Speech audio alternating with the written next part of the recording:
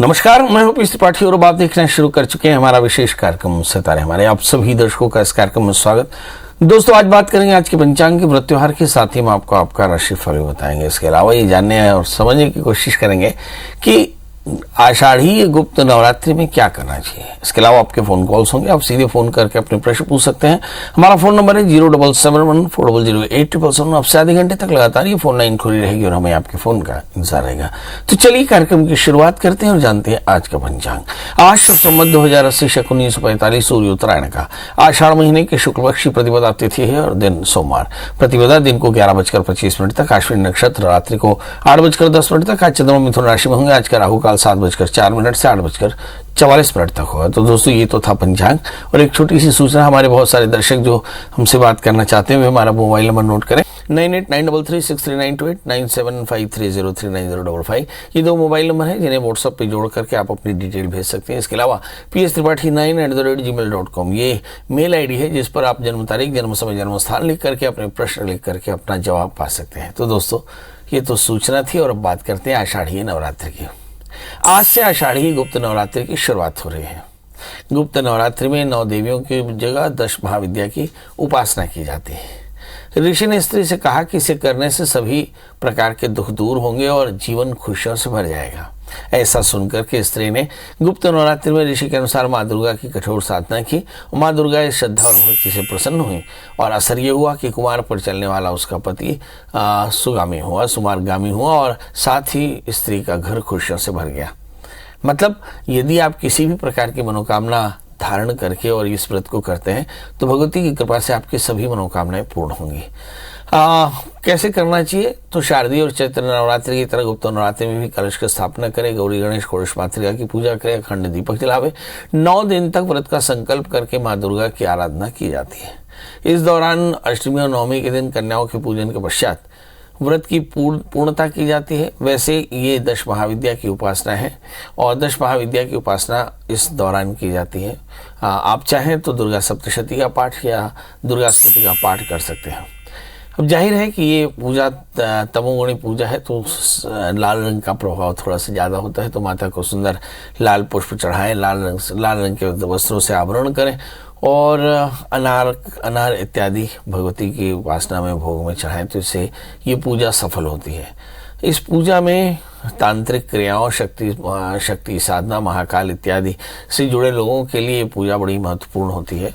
तो प्रातः काल उठ करके गुप्त नवरात्रि पर्व के दिन में और दैनिक क्रियाओं से निवृत्त होकर स्नान करके और सफ़ेद धुले हुए कपड़े पहने और फिर पूजन की सामग्री ले करके और पूजा के स्थल को अच्छे से सजाएं। गौरी गणेश कलश नवग्रह षोडश मातृका बनाएं और दुर्गा की प्रतिमा को लाल रंग के वस्त्रों से आवरण करके लाल पुष्पों से सजाएं और फिर षोडशोपचार से गौरी गणेश कलश नवग्रह षोडश मातृका की पूजा करने के बाद माता की पूजा करें षोडशोपचार से और मिट्टी के बर्तन में जौ के बीज हुए 9वीं तक प्रतिदिन पानी का छिड़काव करते रहें। और इस समय नवमी में फिर कन्याओं को भोजन कराकर या फिर अष्टमी में कन्याओं को भोजन कराकर व्रत की पूर्णता करनी चाहिए। चलिए, तो आपके समझ में आ गया कि इस व्रत को कैसे करना चाहिए, क्या होता है, किन देवियों की पूजा होती है, इस पर विस्तार से चर्चा हुई। अब हमारे साथ कॉलर्स के जोड़ने का सिलसिला शुरू हो चुका है। हमारे साथ पहले कॉलर है अनसुईया जी, आपका बहुत बहुत स्वागत है। बताइए क्या जानना चाहते हैं। नमस्कार पंडित जी। जी प्रणाम जी, मेरे को अपनी मैया के बारे में पूछना था। जन्म तारीख बता दें जी। डेट ऑफ बर्थ है 11 जुलाई 11 जुलाई 81। 11 जुलाई 81 जन्म समय 10:55 रात में। 10 बजकर बिलासपुर 10:42 10:55 रात में। जन्म स्थान बिलासपुर। जी, बिलासपुर। जी, बताइए क्या जानना चाहते हैं। भैया की एक लड़की है और आगे मतलब सेकंड चाइल्ड का कुछ पूछना था सर कि होगा कि नहीं। चलिए आइए देखते हैं इनका दूसरा बच्चा होगा कि नहीं। पहली एक बेटी है, इनका जन्मलग्न मीन है और इनकी जो राशि है वो है तुला। तो बृहस्पति तो इस समय 7वें स्थान में भ्रमण कर रहे हैं, मगर 5वें स्थान में शुक्र के साथ में राहु है। तो मुझे से लगता है बड़ी आसानी से तो नहीं, पर यह संतान हो सकती है। इसके लिए विधिवत अज्ञात पितरों का श्राद्ध कराएं तो फायदा होगा, क्योंकि 5वें स्थान में राहु का मतलब है कि संतति अवरोध हो सकता है। इन समय राहु की अंतर्दशाएं चल रही है, मतलब 2020 से 2023 तक लगातार राहु की अंतर्दशाएं चली। अब गुरु की अंतर्दशा चल रही है। यदि प्रयास करें तो अभी 2.5 वर्ष के भीतर में इनकी मनोकामना पूर्ण हो सकती है। पर 2 चीज़ें एकदम ध्यान रखें। नंबर 1, 8 कैरेट का टाइलन मूंगा, 4 कैरेट का पुखराज पहने। नंबर 2, अज्ञात पितरों का श्राद्ध कराएं श्रवण नक्षत्र में, तो फिर इन्हें संतान होगी। भारती जी हैं। भारती जी, आपका बहुत बहुत स्वागत। बताइए क्या जानना चाहते हैं। नमस्ते गुरु जी। नमस्कार। मैं अपने बेटे के लिए पूछना चाहती हूँ, उसकी डेट ऑफ बर्थ है 20 जून 94। जन्म समय 8:50 भरतपुर राजस्थान। सुबह शाम शाम को 8:50।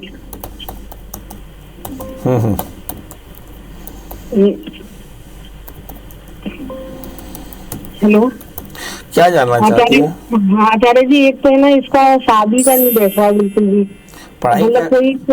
पढ़ाई क्या की इसने? ये बिजनेस करता है, शादी का नहीं बैठ रहा इसका बिल्कुल भी। और पता नहीं इसको कोई लड़की भी पसंद नहीं आती है, तो आगे वैवाहिक जीवन कैसा रहेगा, कब लड़की मिलेगी और इसकी पसंद की मिलेगी कि नहीं मिलेगी।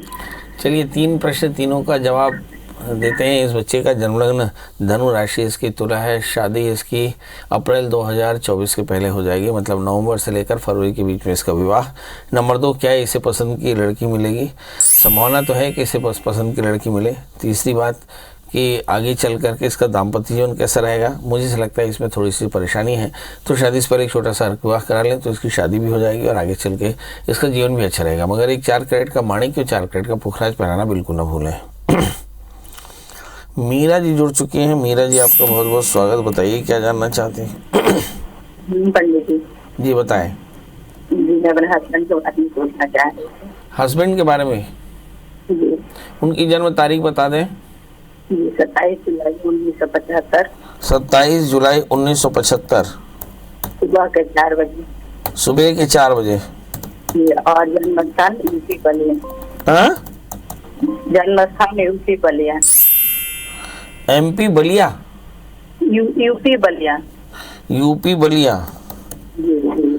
हाँ जी, मैं सर ये पूछना चाह रहे थे पंडित जी कि उनकी राजनीतिक कैरियर कैसे रहेगी। इनका राजनीतिक करियर कैसा है? आपके पति क्या बीजेपी में है, कांग्रेस में?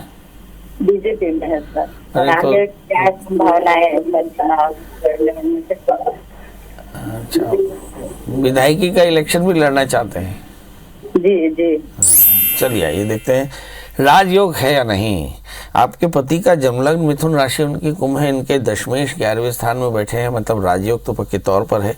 दूसरे स्थान में सूर्य बुध शुक्र बैठे हैं, सत्ता के लाभ की स्थिति भी है और द्वितीय भाग्य स्थान में है, मतलब घनघोर संपत्ति का लाभ भी होगा। मतलब कुल मिलाकर एक राजयोगी जन्म कुंडली है। इन्हें आप एक 4 कैरेट का बढ़िया 4 कैरेट, 4 से ज़्यादा कैरेट, मतलब जितना वजन हो प्रति कैरेट एक 10 केजी। 10 केजी में 1 कैरेट। अगर आपके हस्बैंड की का वजन 80 किलो हो तो 8 कैरेट का पन्ना, 8 कैरेट का ओपल उन्हें पहनाएं और उनसे कहें कि दुर्गा सप्तशती का आज से लेकर के अष्टमी तक 9 पाठ करा लें, तो आप देखेंगे कि उनकी परेशानियां दूर होंगी और उनकी राज्य की कामना पूरी होगी। तारा जी, आपका बहुत बहुत स्वागत। बताइए क्या जानना चाहती हैं। जी पंडित जी नमस्ते। जी नमस्ते। मैं अपने लड़के के बारे में जानना चाहती हूँ। उनकी जन्म तारीख बता दें। 2/12/2002 दिन सोमवार रात के 9 बजे।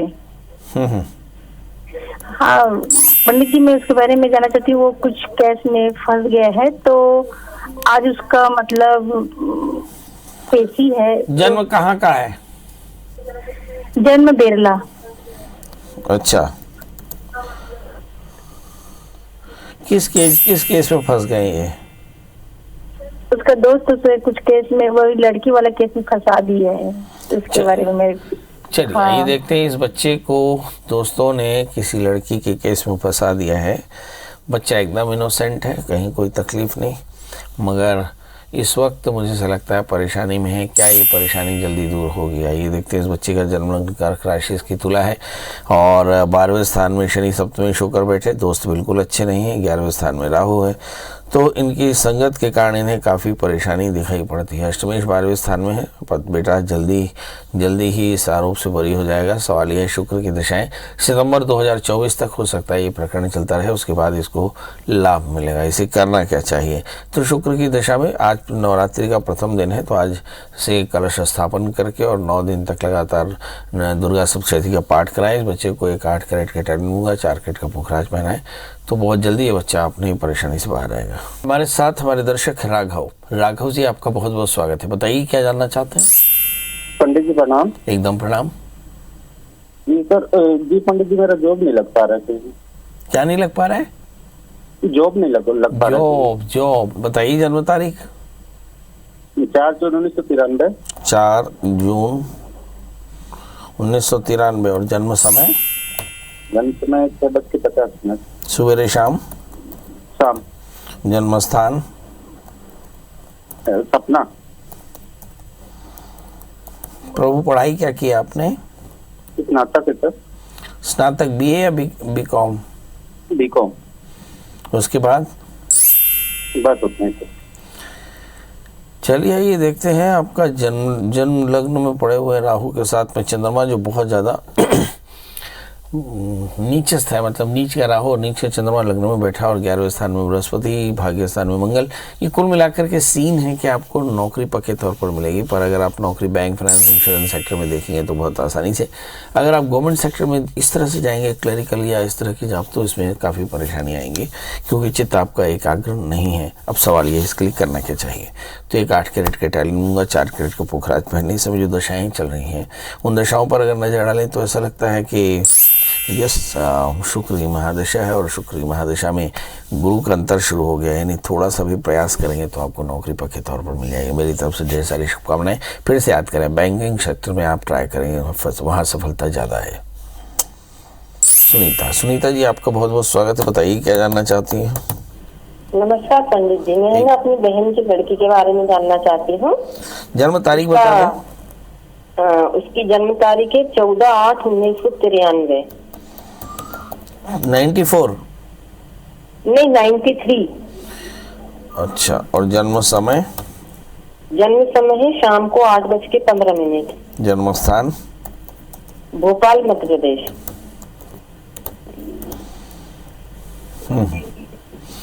क्या जानना चाहती हैं?